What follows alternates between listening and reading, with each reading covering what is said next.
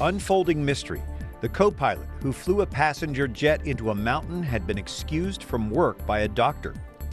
Tight race. Nigerians are urged to vote peacefully and accept the results of tomorrow's presidential election. Living with violence. A Pakistani bishop discusses the violent attacks against many minorities in his country.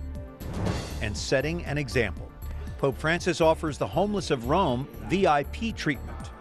Those stories and more on EWTN News Nightly for Friday, March 27th, 2015.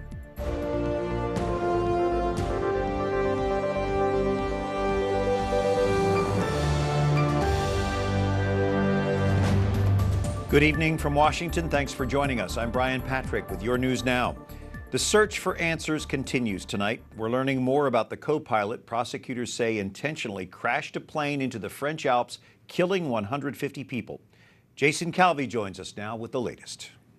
Brian, prosecutors say the co-pilot hid an illness from his bosses. The prosecutors haven't said if it was a physical or mental illness. This discovery comes after a search of his property. The very day of the crash, a doctor's note excused co-pilot Andreas Lubitz from work. Prosecutors say police discovered the torn-up note and other evidence in a search of Lubitz's apartment. We have found a letter that indicated that he was declared by a medical doctor unfit to work.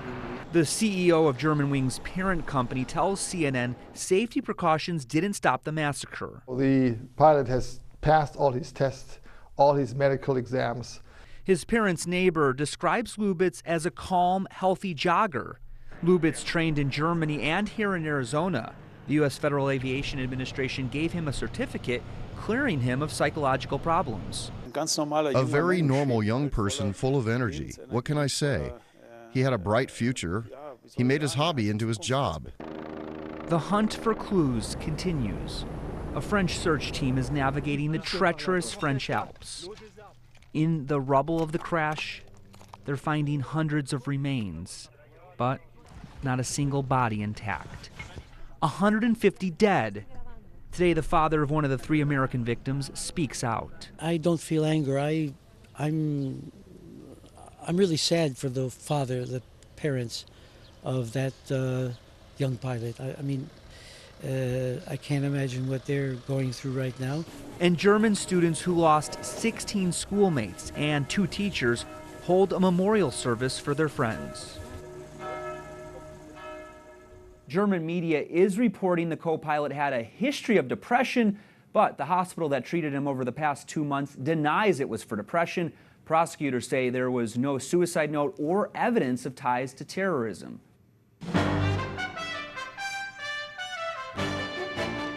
Now some of the other stories our EWTN News Nightly team has been covering in today's world.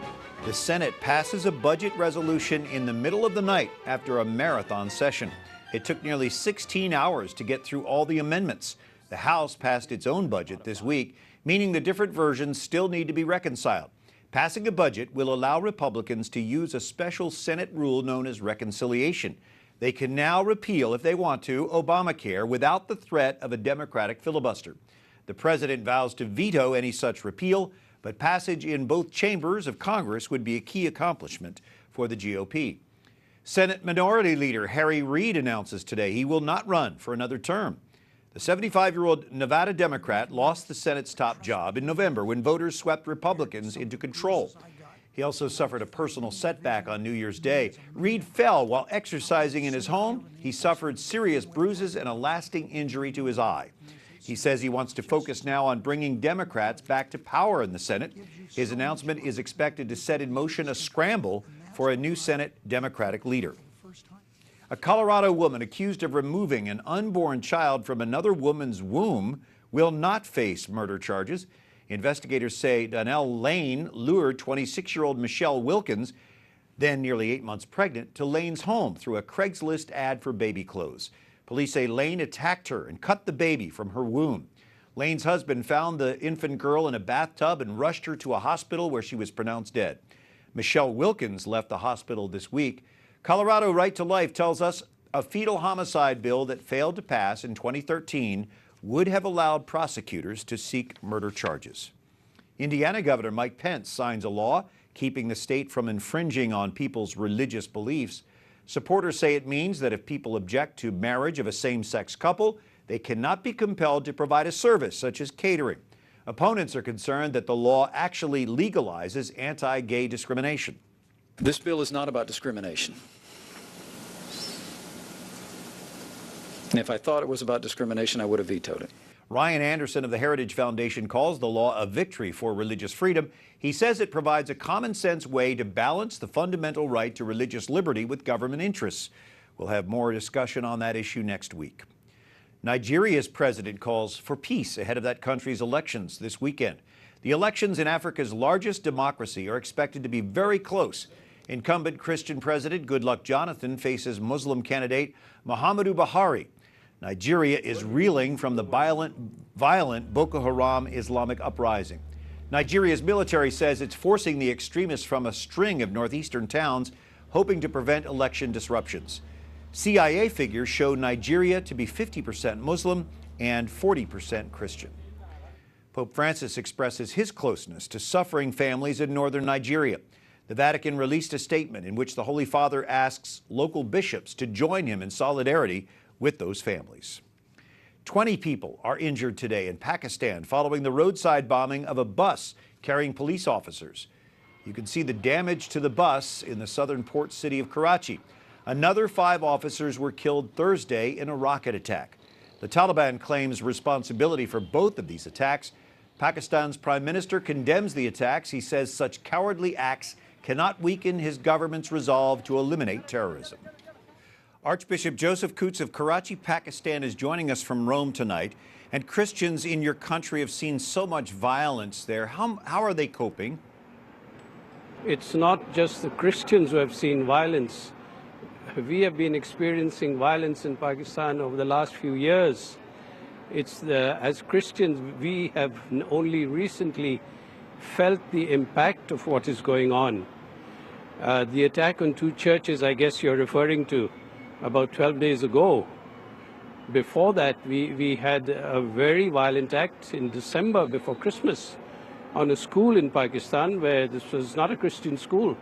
Over 100 children were brutally killed. And the previous experience we had of violence was in 2013, September. That time too, a church was attacked and over 100 Christians were killed. But these attacks have been going on all over the country.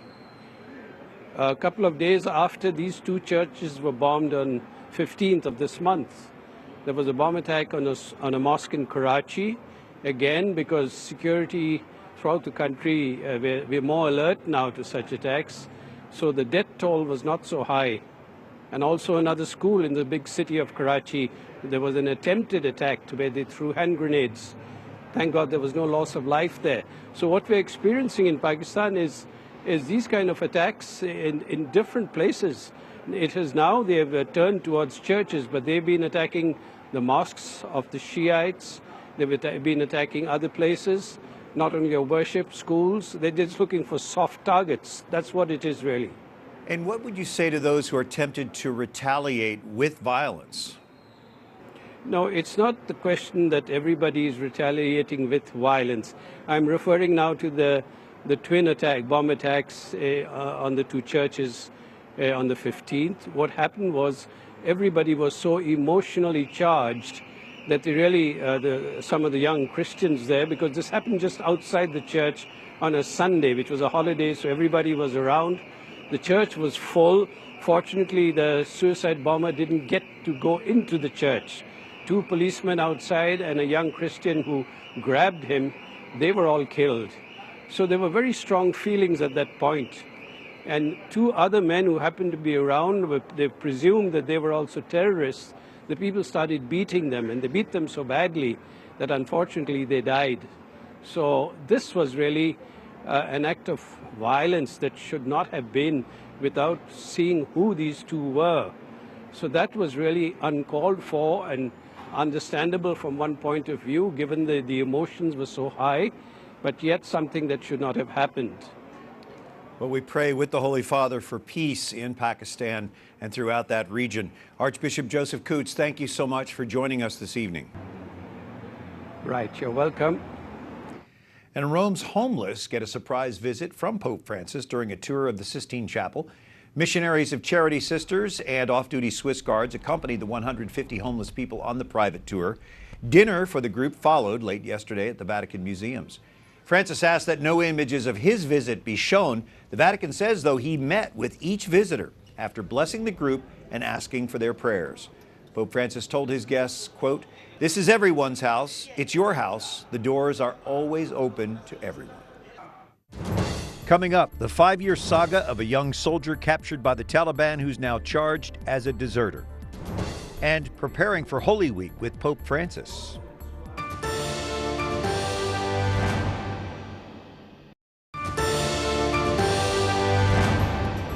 Life is a precious gift, but we realize this only when we give it to others. That's from the official Twitter feed of Pope Francis on this Friday evening. Thank you for joining us. March 27th, I'm Brian Patrick. His story reads like a movie script. It may not be a happy ending for the young Army sergeant charged this week with deserting his post. The night Bowe Bergdahl disappeared from his post in the summer of 2009, he was 23 years old.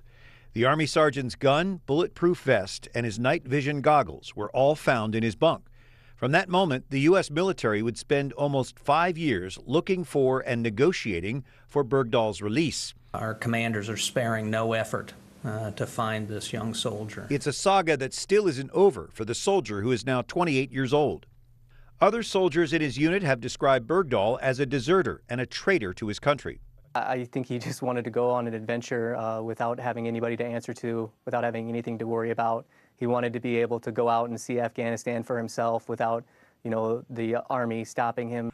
Bergdahl would end up in the hands of the Taliban. Intensive efforts to find him in those early days of his disappearance failed, and before long, Bergdahl's captors would start showing off their prized capture in propaganda videos. For Bergdahl's parents in Idaho, these videos would be the only proof of life they'd see of their son. Frustrated by the slow progress in finding his boy, Bowe Bergdahl grew out his beard as a sign of solidarity with his son. He started teaching himself to speak the language of Bowe Bergdahl's captors. Bowe Bergdahl would later receive scathing criticism as a Taliban sympathizer for growing the beard. A father does not leave his son alone on the battlefield. Last May, the Obama administration agreed to release 5 Taliban prisoners held in Guantanamo Bay for Bowe Bergdahl's release. He was brought to this field in a remote area of Khost province and handed over to a U.S. Special Forces unit. One of the soldiers told Bowe Bergdahl on the chopper ride out, quote, "We've been looking for you for a long time." Larry Morris is a retired Army colonel, the former chief public defender of the U.S. Army. What sort of evidence does it take to come up with a desertion charge? They've talked about desertion for a long time, so why did it take so long? And I don't know that the several months it's been since he was returned to U.S. custody is extraordinary for a case as complicated as this. And compared to a similar timeline in the civilian world, it's not exceptional. I imagine that there's a lot of declassifying of evidence and other things that had to go on, as well as having him sufficiently healed that he's prepared to assist in his defense. So what actually constitutes desertion in wartime? Desertion as charged here, traditional desertion is just going AWOL, leaving your unit with intent to remain away permanently. Here he is charged with leaving his post with intent to shirk important service, in the words of the law, and to avoid hazardous duty. So the government will have to prove that he left, which is not difficult, that it was time of war, which is not difficult, and that in both of these cases he intended to avoid that service. He intended to avoid hazard and intended to shirk important service. So that gets to his intent, and that would be looked at circumstantially then. Please. He's also charged with misbehavior before the enemy. What does that mean, and what are the consequences if he's convicted of that? That's really the other side of a similar coin here, and that is taking action in a war zone that endangers others. In this case, it's, as the government has charged, going off alone, and you just don't ever go off alone in a war zone, leaving your post, and in this case also triggering search and rescue missions, which consumes resources that, of course, would otherwise be used elsewhere. So his argument has to be, that wasn't my intent. My intent was, as we've heard his defense argue, to get the attention of the higher-ups, to have them pay attention to problems that are going on here.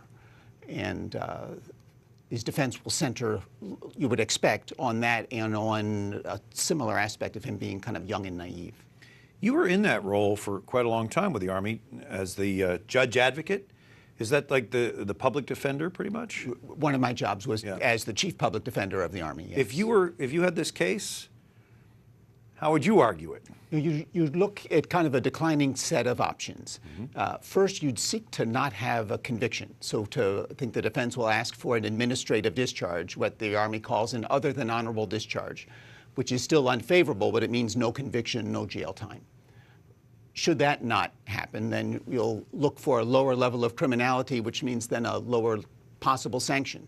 So instead of facing desertion, argue that it's a regular AWOL. He just left his post, and avoid those aggravators by saying he didn't intend to do anything. He just walked away as a young, naive 19-year-old kid.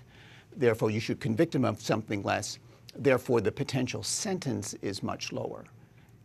And then the other thought is, then you argue, you humanize the guy himself. So instead of being some generic person there, you talk about a 19-year-old Bowe Bergdahl who came from this background, this place, had these ideas swirling around in his head, was a month or two into his first deployment as a teenage kid, and taking all those things together, it may not have him avoid criminality, but it might soften the sanction. Sounds like it could be a long court-martial.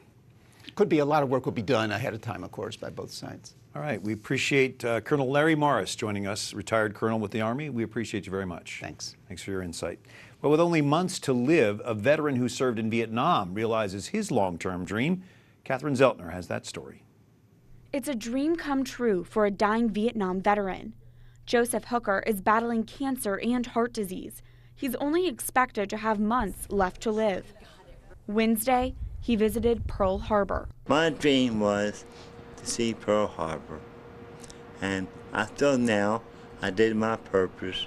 I can go home now and rest in peace. Hooker briefly stopped there in 1971 on his way back from Vietnam. He vowed that he would return one day and honor the people who died there in the 1941 Japanese attack. The Dream Foundation, which grants wishes to terminally ill people, arranged for Hooker to travel to Hawaii from his home in Maryland.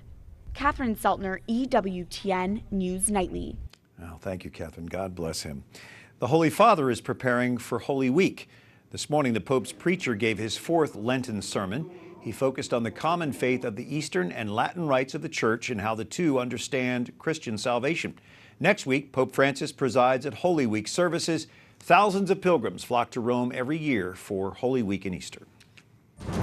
Up next, a Catholic archdiocese in the UK moves forward after a leadership scandal. And Julie Andrews and Christopher Plummer celebrate a milestone for the iconic movie, The Sound of Music.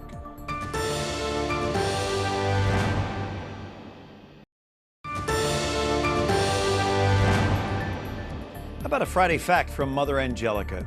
Jesus died that you might live forever. Thank you, Mother, and thank you for joining us on this Friday, March 27th. I'm Brian Pantrick. After being rocked by a scandal, a Scottish archdiocese is moving forward. Archbishop Leo Cushley will distribute copies of his vision for the Archdiocese of St. Andrews in Edinburgh at Masses this weekend. A new video promoting the vision Cushley calls "We Have Found the Messiah" is also being released. Cardinal Keith O'Brien stepped down as Archbishop of St. Andrews in Edinburgh 2 years ago. In a rare move just last week, Pope Francis accepted his resignation as a cardinal. O'Brien has admitted his sexual conduct has fallen below standards expected of a priest. Archbishop Leo Cushley joining us by Skype from Edinburgh, Scotland. Your Excellency, you know Pope Francis personally. What do you think of his decision to accept the resignation of Cardinal O'Brien? Brian, I welcome the decision. I think I speak for many people here in the Archdiocese. It's a decision where, knowing Pope Francis, I'm sure he's tried to be just and to be merciful at the same time. I know that from personal experience. He's a good man, he's a prayerful man. He will have been the only one apart from Archbishop Scicluna to have seen all the information. And so he has taken this unprecedented decision, a unique decision in terms certainly of lifetimes. These are things that don't come along at all very often, and yet the Holy Father intervened personally in order to resolve this, and this is something that undoubtedly I welcome. You alluded to the fact that this investigation was very private, known only to those two. Should it have been more transparent, or do you agree with keeping it so private? The thing from the very start always had the sense of a judicial investigation rather than a public inquiry. I think that was to encourage, at least in part, to encourage people to come forward and to speak openly. And I think from that point of view, it was a success. But that is the character that it had. It could have been done differently, but that is the way that Pope Francis chose to go forward here. Your Excellency, how does the Church now help to heal those who have been hurt by these actions?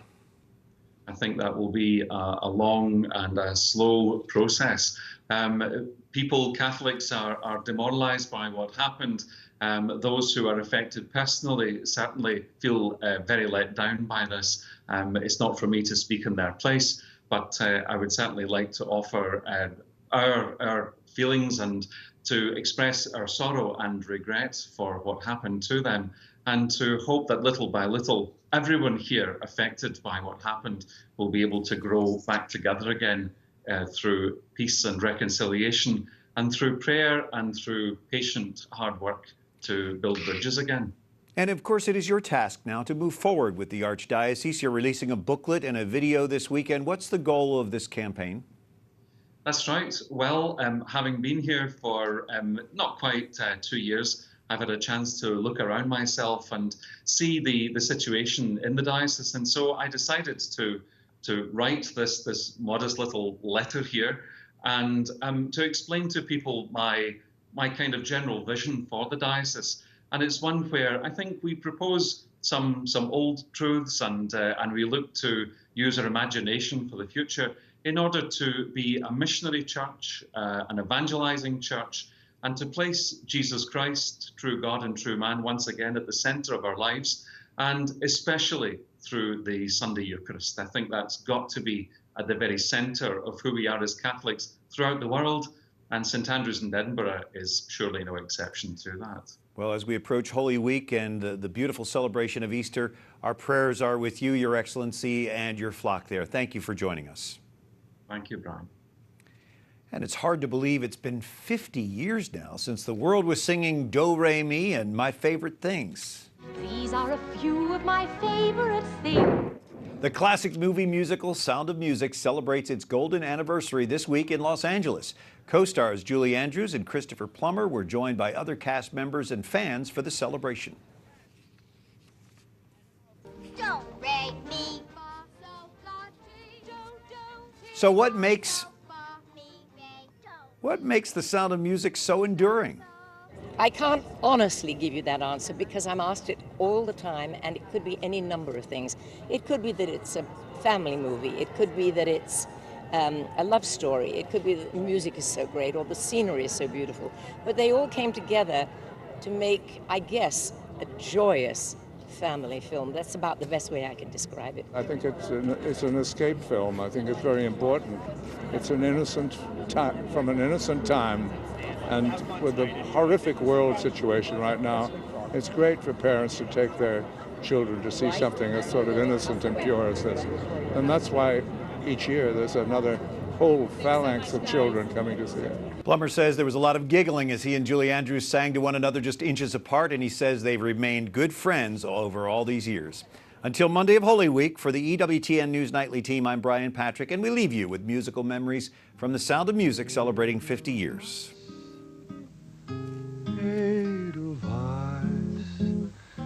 Every morning you greet me, small and white, clean and bright. You look happy to meet me.